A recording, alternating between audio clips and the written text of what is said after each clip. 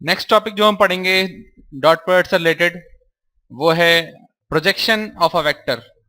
इसमें कहने की बात यह है कि मान लो एक वेक्टर है बी और एक वेक्टर है ए और हमें निकालना है ए का प्रोजेक्शन बी पे। प्रोजेक्शन का मतलब होता है, आप ऐसा सोचो कि अगर मान लो सूरज ऊपर होता तो उसकी शेडो कहाँ बनती? शेडो बनती ऐसी, यानी ये क्या होता है उसका? ये होता प्रोजेक्शन। और ये आपको निकालना है कितना होगा, मतलब ये डिस्टेंस निकालनी है आपको कितनी होगी। और यदि इनके बीच में एंगल थीटा है तो आपको ये प्रोजेक्शन निकालना है। और आप जानते हो अगर आप बेसिक ट्रिग्नोमेट्री लगाओगे, मान लो ये डिस्टेंस p है, ये पूरा वेक्टर b है, और मान लो ये डिस्टेंस दी हुई है मान लो p, तो अगर आप ट्रिग्नोमेट्री लगाओ तो क्या होगा? cos theta is equal to p जो डिस्टेंस है upon mod of a vector. cos क्या होता है? बेस अपॉन हाइपोटेनस, तो बेस तो p हो गया, प्रोजेक्शन जो है, हाइपोटेनस क्या है? Mod a। अगर आप इस राइट एंगल ट्राइंगल में देखेंगे तो ये बेस है और ये हाइपोटेनस है, तो p किसके बराबर आएगा? p बराबर आएगा मॉड a cos थीटा, यानी हमें ये मॉड a cos थीटा की वैल्यू निकालनी है। ये काफी आसान है। मॉड a cos थीटा कैसे निकाल सकते हैं? यदि आप डॉट प्रोडक्ट को कंसीडर करो फिर से, तो आप देखते हो a dot b is equal to mod a mod b cos theta. Right hand side में सभी स्केलर क्वांटिटीज हैं, ठीक है। तो मॉड a cos थीटा क्या होगा? अगर आप मॉड b को नीचे ले जाओ क्या बन जाएगा? ये mod a cos theta is equal to a dot b, ये डॉट प्रोडक्ट है, अपॉन मॉड b। ये हुआ आपका प्रोजेक्शन। तो आप इस तरीके से निकाल सकते। अगर आप भूल भी जाओ तो जिस तरीके से हम पढ़ रहे हैं इस कॉन्सेप्ट को, आप कभी भूल भी जाओ फॉर्मूला तो आप फटाफट से प्रोजेक्शन इस तरह निकाल सकते हो। और मॉड b क्या है? एक स्केलर है, तो चाहे तो आप इसको ऐसे लिख लो, या फिर आप कैसे रख सकते हो, आप स्केलर को b के साथ कंबाइन कर दो, क्योंकि वन अपॉन मॉड b क्या है? वन अपॉन मॉड b एक स्केलर है, तो आप इसको ऐसे लिख सकते हो a vector dot b vector upon mod b। क्या मैं ऐसे नहीं लिख सकता इसको? स्केलर है तो मैं स्केलर को, मैंने पढ़ा था ना, प्रॉपर्टी थी कि लैम्डा को मैं a के साथ लगा सकता हूं, b के साथ लगा सकता हूं। इससे क्या हो जाएगा? इससे ये हो जाएगा b vector upon mod b vector क्या होगा? Unit vector in the direction of b, यानी b कैप, यानी a vector dot b cap.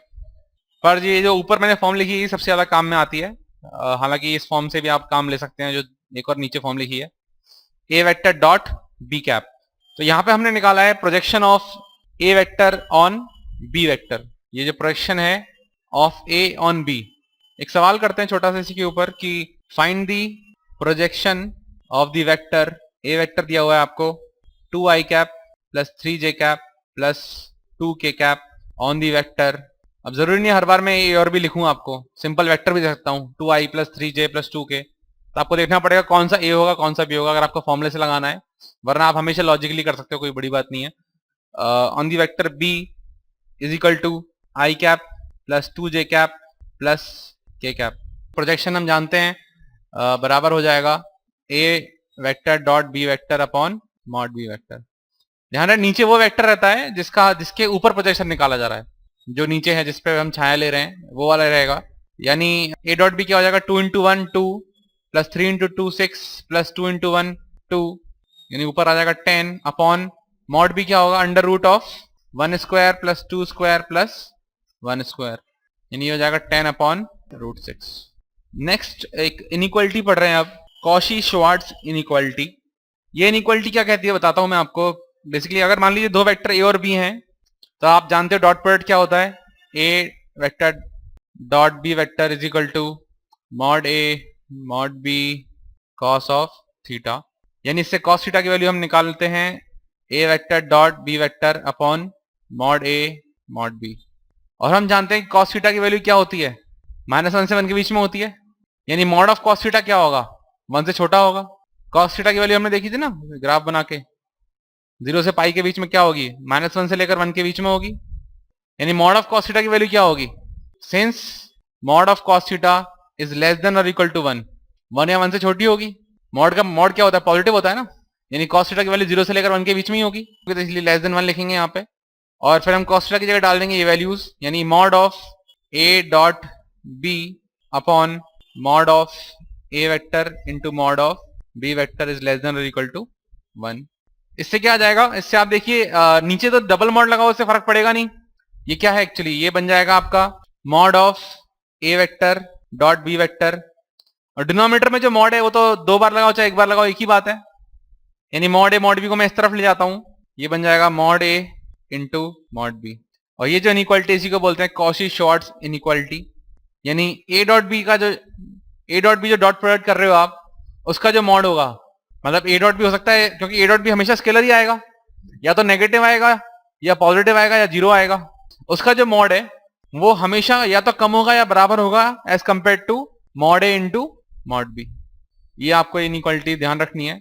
और इसके कुछ एप्लीकेशंस भी हैं सवालों के रूप में, जैसे कि एक एप्लीकेशन में कवर करता हूं अभी। एग्जांपल करते हैं एक, for any two vectors a vector and b vector we always have a vector plus b vector का मॉड इज लेस देन और इक्वल टू ए वेक्टर का मॉड प्लस बी वेक्टर का मॉड। इसका नाम होता है एक्चुअली, ये जो इनइक्वालिटी है इसको बोलते हैं ट्राइंगल्स इनइक्वालिटी।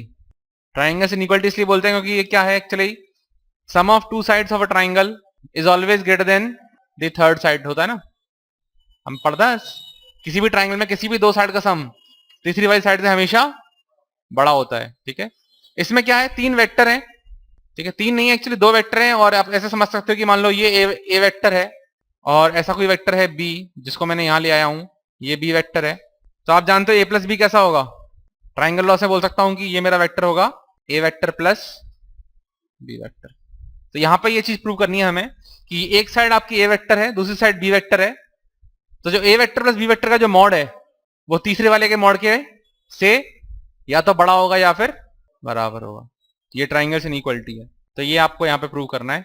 इस सवाल को भी हम वैसे अप्रोच करेंगे, जब भी हम मॉड दो वेक्टर का सम का मॉड देखते हैं हम क्या सोचते हैं, हमेशा हम ये सोचेंगे कि ए वेक्टर प्लस बी वेक्टर का जो मॉड का स्क्वायर होगा वो किसके बराबर होगा, a vector plus b vector dot of a vector plus b vector.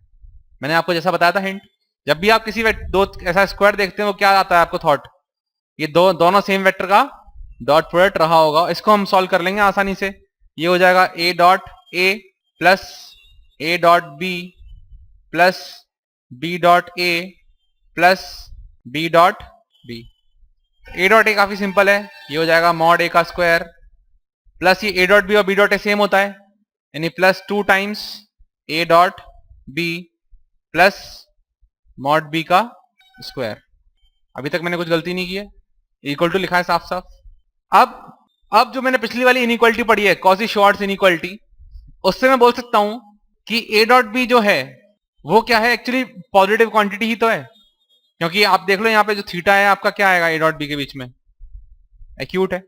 सो आप जानते हो ए डॉट बी आपका पॉजिटिव ही आएगा, क्यों, mod a positive mod b positive cos theta भी पॉजिटिव। ठीक है, यानी इस ए डॉट बी को हम mod of a dot b लिख सकते हैं, यानी ये बन जाएगा मॉड ऑफ ए का square plus 2 times mod of a dot b plus mod of b का स्क्वायर।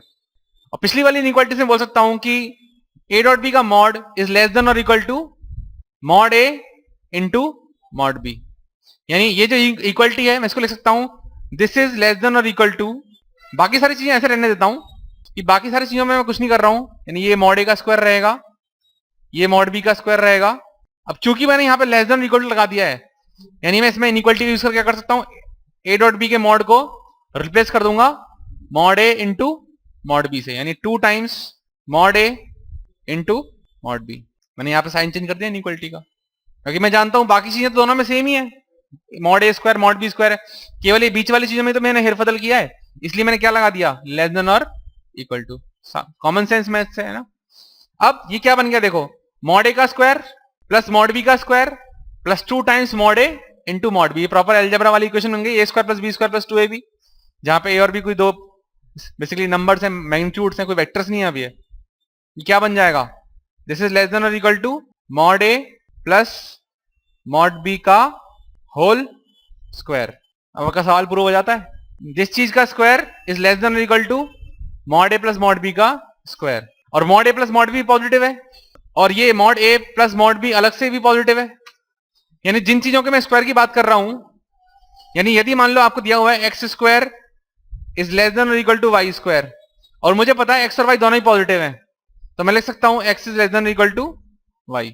इससे मैं लिख पाऊंगा therefore a vector plus b vector का जो मॉड है इज लेस देन और equal to mod of a vector plus mod of.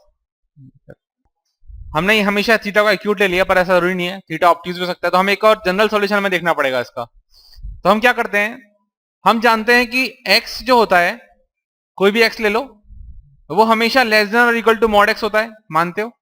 कोई भी x ले लो, नेगेटिव पॉजिटिव जीरो, वो हमेशा क्या होगा, लेस देन और इक्वल टू मॉड x होगा। तो इस वाले स्टेप के बाद एक स्टेप और जोड़ लो आप, ठीक है, इसको इक्वल टू मत लिखो, ये जो स्टेप है ये वाला जो स्टेप है, इसके बाद एक स्टेप और लिख लेते हैं। अब a डॉट बी भी क्या है, a डॉट बी भी कोई स्केलर नंबर होगा, है कि नहीं? उसको क्या लिख सकता हूं मैं, इसी स्टेप के बाद लिख लूंगा, जो राइट टिक लगा हुआ है इसके बाद लिख लूंगा इज लेस देन और इक्वल टू मॉड ए का स्क्वायर प्लस 2 टाइम्स एक्स की जगह मॉड एक्स लिख सकता हूं। अब एक्स क्या है यहाँ पे, ए डॉट बी, यानी क्या बन जाएगा 2 times mod of a vector dot b vector plus mod b का स्क्वायर। यानी ये चीज मैं ऐसे ना लिख के, मैंने कैसे लिखी है, लेस देन और इक्वल टू लगा के लिखी है। अब इस वाले स्टेप की जरूरत नहीं है, मैं काट दिया, ठीक है। क्या बन गया ये, इसके बाद तो फिर ये लगा सकता हूं मैं इनइक्वालिटी। अब इसके बाद तो कॉजेस शॉर्ट्स इनइक्वालिटी लग जाएगी, सी एस इनइक्वालिटी जो हमने पढ़ी थी अभी। सो आई थिंक यहाँ पे हमने दो चीजें यूज की हैं कि एक तो x is less than equal to mod x, और दूसरी चीज यूज की है कि if x square is less than equal to y square and where x and y are both positive quantities, that means x is less than equal to y। यानी 3 square is less than equal to 5 square, दोनों ही positive quantity, 3 is less than equal to 5 always होगा। अगली class में हम लोग पढ़ेंगे vector product यानी cross product of two vectors. So dot product is fairly simple, dot product के कुछ एप्लीकेशन हमने देखे हैं और लास्ट में इनइक्वालिटीज वाले सवाल करने देखे हैं, और कुछ ट्रिक्स भी निकालनी सीखी, जैसे हमेशा हम कैसे a प्लस बी का जो मॉड होता है उसका हम कैसे निकालते हैं, दोनों सेम वेक्टर का डॉट प्रोडक्ट लिख लेते हैं, ये चीजें इंपॉर्टेंट सीखी है, ध्यान रखिएगा। सो वेक्टर प्रोडक्ट शुरू करेंगे क्लास में। Thank you.